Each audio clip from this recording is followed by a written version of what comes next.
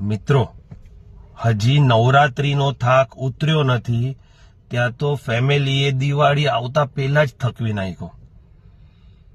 મિત્રો, જે મારી જેમ સંયુક્ત પરિવારમાં રહેતું હોય અને વર્ષોથી દિવાળીમાં સાથે જવાનો પ્રોગ્રામ થતો હોય ને, ત્યાં ખાસ ધ્યાન રાખજો. અગર તમે તમારું કોઈ પર્સનલ બુકિંગ કરશો ને તો આ ફેમિલી એન્ડ મોમેન્ટ પર તમારા બુકિંગની ધજ્જિયા ઉડાવી દેશે.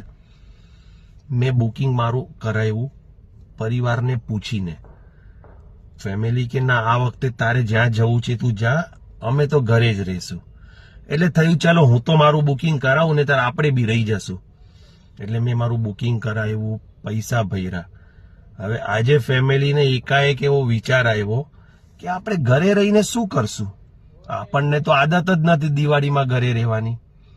એટલે મેં કીધું સરસ, જો હવે કોઈ સારી પ્લેસ પર તમે લોકો જતા આવો.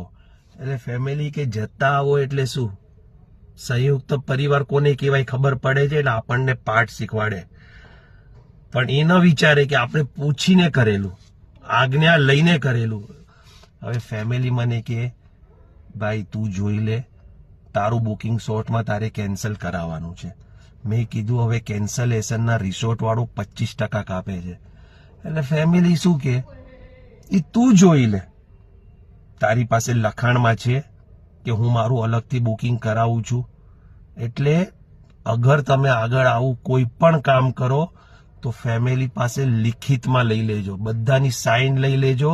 અને સમગ્ર પરિવાર જ્યારે તમને સાઇન આપે ને પછી જ તમે અલગ કોઈ પોતાનું બુકિંગ કરજો.